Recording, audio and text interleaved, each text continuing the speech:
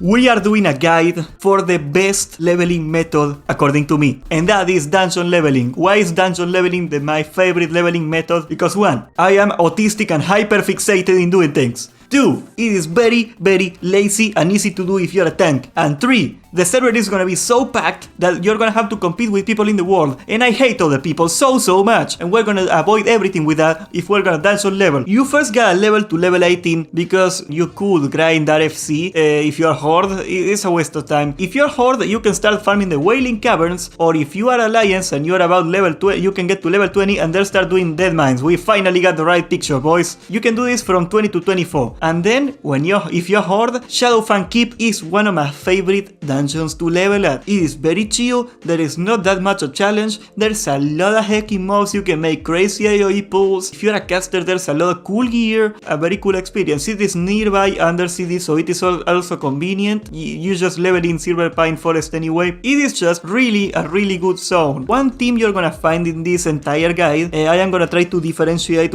how it is for Alliance and for Horde, but you're gonna find out right quick that the Horde has by far the best leveling route in this entire thing. And then if you are Alliance, instead of doing Shadowfang Keeps, you can do Stockades. Stockades is right in the middle of Stormwind, you cannot miss it. I do not like the Stockades. The loot is pretty mediocre, you can get decent gold actually if you're leveling here, you can get a lot of cloth. The loot tables for gold making are not that bad. If you have a rogue and you can lockpick the chests, that's also very cool. There's a lot of locked chests in it. It is not a very fun dungeon. The layout is very boring, but the XP is not half bad, especially if you have a good AoE group that can deal with it. If you are Horde, this is the main difference why leveling in dungeons is a lot easier as Horde than Alliance. Scarlet Monastery, the entire group of dungeons. Scarlet Monastery is a multi-dungeon complex in vanilla WoW. Scarlet Monastery, as Redex is saying in chat right now, is best in slot. Yes, it is. It is right in the middle of Tiresfall Glades, and that makes it so if you are Horde, it is very convenient to get in here, but if your Alliance is in the middle of nowhere and you're probably gonna get ganked all day. It is not very good to level here if you are Alliance. If you are Alliance, you're gonna have to try to do GNOMEREGAN from 30 to 34, but honestly, GNOMEREGAN sucks balls. Just for the love of Christ. Where's my bubble? For the love of Christ, just level all these level brackets, just keep it, just level normally. It's gonna be way easier than doing this. It's a waste of time.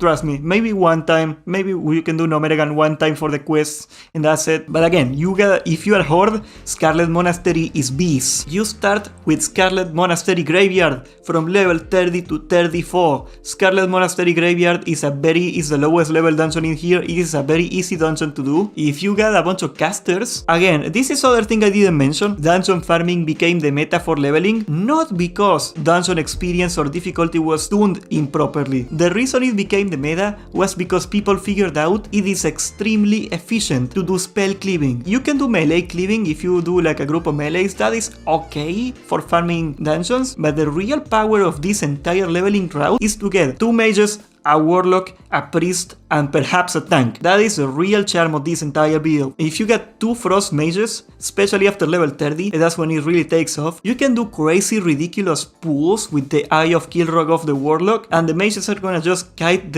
all the trash to death. We're talking like a single pull and half the room of a dungeon is dead. That's where the real experience per hour comes through. This is not even that crazy. You can pull very easily. I have done this on private servers too actually. You can very easily pull like all the entire, how you call this, all the entire yard of the graveyard with a warlock and 2 mages and do it without like even needing a heal if the mages are good enough. I have done this on Darrowshire very well with my warrior, just playing goalie and keeping the stray mobs away from the mages. That's like the function of you as a tank when you're doing dungeon leveling with AoE farming. It's just very efficient to have a bunch of casters. If you are a melee, you can do melee cleaving, especially in the Horde. Once again, the Horde is broken because you got Wind Fury, and you know, if you got like a bunch of warriors and shamans with 2-handers cleaving or whatever, it is okay.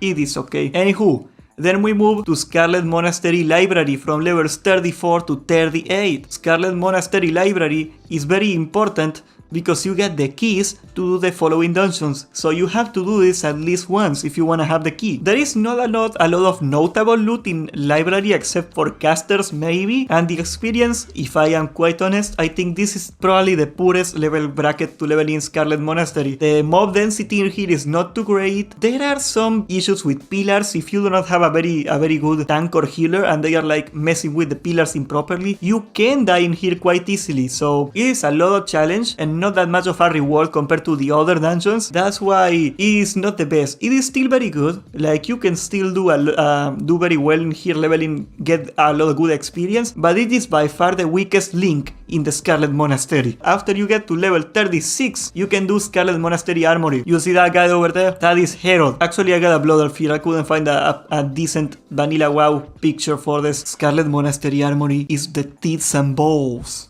of World of Warcraft. When you are doing Scarlet Monastery Armory, you get access to not only one of the coolest shoulders in the game, that shoulder that guy is wearing right there, but you also get access to probably the best leveling weapon for a warrior in the game. Definitely the best leveling weapon for farming dungeons as leveling in the game. You do Scarlet Monastery, you can do it all the way to level 40, and then you get right into probably the strongest experience of them all. Scarlet Monastery Cathedral. You can do this from level 38 all the way to 44. This is the best thing ever. If you got casters, this is just nutty, because you can just go pull half the entire zone in one go and have mages kite all the mobs. It is just crazy. The experience per hour here was very nutty. In Classic, I believe I pulled 80k experience an hour for a few runs during this thing, and if you were there before the fun story, before the 10-man experience nerf, there was a bug in Classic launch. You were on a raid, you were getting like extra experience in a dungeon, so people were going to Scarlet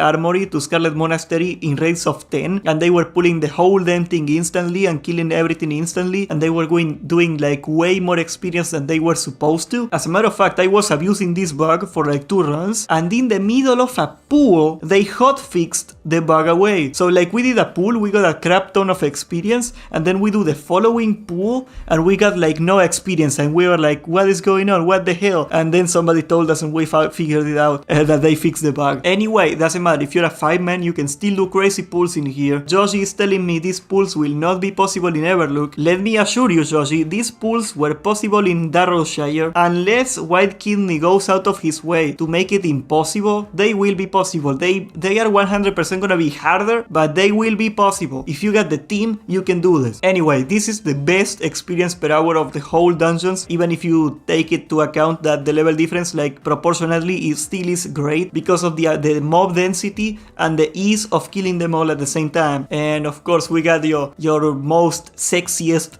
raid boss of all time, Whitemane, you know, with that little swimsuit that she calls like clothes. Yeah, we got that going on. Best boss ever. Why do I like Scarlet Monastery so much? Is it because I am some sort of nerd and I'm just tracking the XP per hour, you know, with my glasses? No, it's because of this little thing. This, ladies and gentlemen, is the Ravager, the nastiest weapon in the game before level 60. This thing works as follows. It is because of Whitemane. True, those ties really get you to do that dungeon.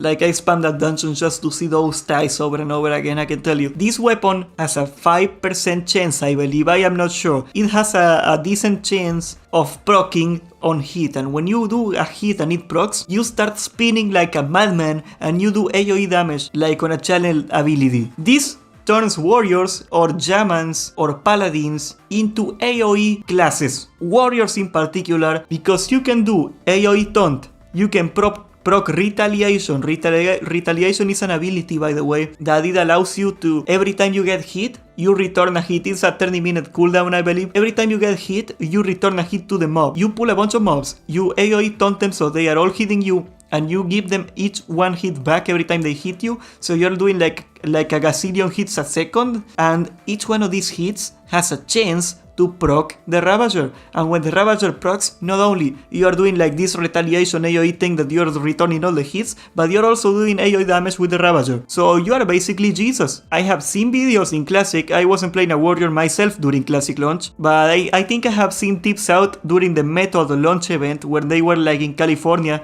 in that weird studio, everybody leveling at once. He did this a couple times where he would do that, what I just told you. He would go there, pull like all the things and just proc retaliation, and he would like melt 20 mobs at once. So yeah, if you get a Ravager, that's really when melee cleaving becomes like a viable alternative to spell cleaving. That's when the real bucks start flowing in. The Ravager is the best weapon in the game. After you hit level 44, you can move on to FARRAK in Tanaris. FARRAK has a lot of cool loot.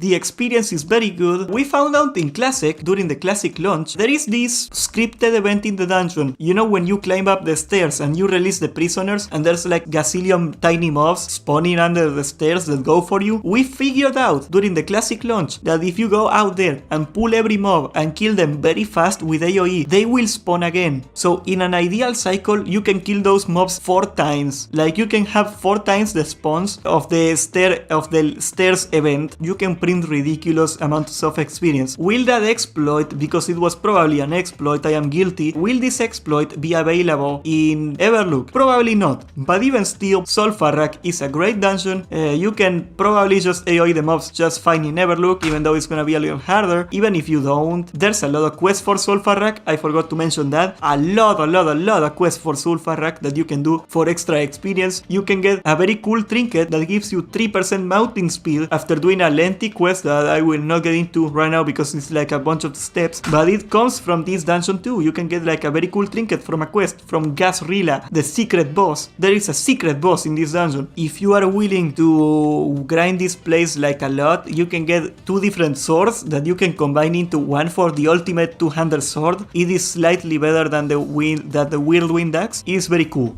It's very cool. Either way, FARRAK is very good experience. MARAUDON is not worth farming for the experience, but there are some really awesome pre-raid beast items in MARAUDON, like the Blackstone ring. It is a ring with heat on it, very important if you're a warrior or a rogue or pretty much any melee or hunter. You should be taking a stop by Desolas and going to MARAUDON and do it just to get this ring and some other pre-raid bests that elude me at this moment. But there is a bunch of pre-raid best in slot items in MARAUDON that you can get. If you have any of those items that you need, you might as well do it now that you're leveling. Otherwise, skip MARAUDON entirely. You don't really need it. Okay, from level 51 you're kinda screwed. You can do BRD, maybe arena runs, but it is very hard because this is like the very bare minimum. If you are like level 51, 52ish and you're trying to do BRD, you can do it, but you're gonna have a very hard time, and I do not recommend this. And your other option also sucks, and this is the Sunken Temple. It's a dungeon whose layout sucks. The experience is not half bad. It's in the middle of Swamp of Sorrows. If you are Horde, it's not a big deal. If you're Alliance, this really sucks. It is very inconvenient to get all the way here, and the loot is meh at best. You can get a decent trinket for leveling. The Essence of Tyrannicus gives you a little AoE damage. I guess that's something. I don't know, I don't like the Sunken Temple. I usually just skip this. If it were up to me, I would just go quest. You are probably gonna need gold at this point anyway. Like, questing is a decent way to get gold. You can go to Burning Steps or whatever and do those quests. I don't know, like anything to get to level 54. Probably Sunken Temple is not ideal. If the server is completely beyond overcrowded and you cannot like quest because the server is so blowing up that you cannot do anything because of the people that are on the map, you might wanna try Sunken Temple. Ideally, questing is better. Sunken Temple is my favorite dungeon of all time in WoW. It is calming and popular opinion, I know, but Sunken Temple is short and quick. I don't know, I don't really like it. I don't know, maybe it's my personal opinion, but if you wanna do dungeons from 52 to 54, Sunken Temple is there. You know, you can do that. Nobody's stopping you. I am not a cap. You somehow managed to get to level 54. And that means that you are finally able to hang out with the big boys. You go to BRD and you start grinding arena runs from 54 to 57. If you are a warrior or a hunter or a, God forbid, a red paladin, you are gonna be grinding arena for a long time. You're probably gonna be grinding arena 260. But the problem is after level 57, you are not getting experience of the mobs anymore. So you're gonna have to move on from this. But either way, BRD arena runs from 54 to 57 for almost any class are very recommendable. You can get a lot of pre-raid best in slot gear by leveling here. There's no reason not to do this. The experience is also pretty decent. It's not ideal, but it is pretty decent experience. And you can get a lot of materials, you can get a lot of cloth, you can get a lot of gold, there's a lot of green drops in here, there's a lot of like trade items that drop in BRD. It's a decent way to make gold too. I always do BRD arena runs from 54 to 57, I don't see any reason not to. And then you start getting to the real deal. From 56 to 60, you can do lower Blackrock Spire. This is baby Ubers, as I like to call it, because Ubers is the GOAT. The thing is, on a fresh server, remember, you need a key to get all the way to Ubers. And the problem is, nobody's gonna have that key in a fresh server. So it's gonna be up to you to farm it. There are 3 shards, I believe, that drop from 3 different bosses in Ubers, in LBRS, sorry. And the way you farm this key is you just go kill the bosses over and over until each shard drops. And then you gotta fight with other 4 people to get the shards. And you gotta do this 3 times with 3 different shards until you get your entire damn key. This takes forever. Ideally, you are in a guild and you can just reserve all the shards to give to one particular member of your guild, and that way, you know, you can just have him open you the gate of Ubers for free whenever you need them. That's what guilds do. Otherwise, you're gonna be farming this place a long time, but the experience is pretty good. There are a bunch of decent drops in here, especially your tier 0. There's a bunch of tier 0 drops in here for each class. LBRS is worth doing for the gear alone anyway. You gotta come here, might as well farm the key, might as well get the experience while you can. But anyways, if you manage, or maybe you join the server later, but if you manage to get the key from level 58 onwards, you can do Ubers. This is my favorite way of hitting 60. Almost every time I played vanilla WoW, I hit 60 in Ubers, unless it is a fresh server, because again, the key, if you don't have the key, you cannot really do this. When I'm playing a warrior, because I'm not sure yet if I'm gonna play a warlock or a warrior, but if I play a warrior, when I hit level 58, if I have a key for Ubers, I am gonna reroll prot and I am gonna tank this thing all the way to 60, because I can. This dungeon is extremely fun. This is my favorite dungeon in the game, believe it or not. It counts as a raid too, you know. So yeah, you could say it's a raid, I don't know, I don't care, it doesn't matter. There's a lot of cool mechanics. It is very tricky to tank Ubers as a tank. There's a lot of things that can kill you if you are not careful, so you're always engaged. It's also a challenge for the healers in a lot of ways. You can really learn what people are good and what people are like bad at the game just by doing a bunch of Ubers with them. If you're a warrior in particular, there is so much good items for a warrior in Ubers that you're gonna be doing this place for a long time anyway.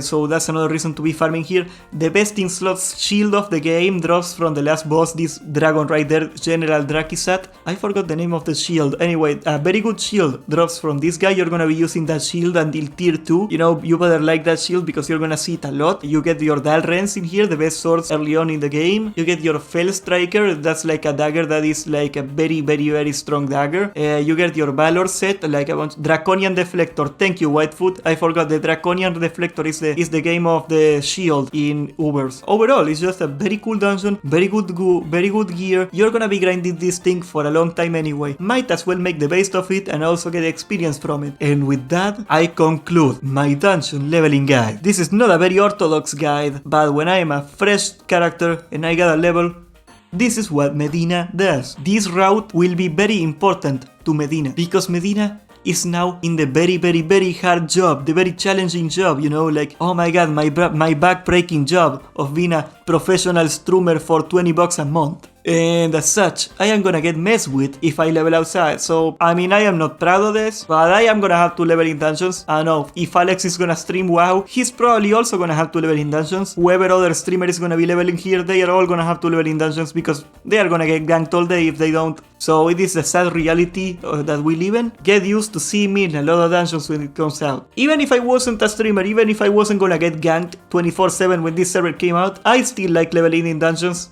I am not a big questing fan, I know, sacrilegious, how dare I say that in the vanilla WoW community?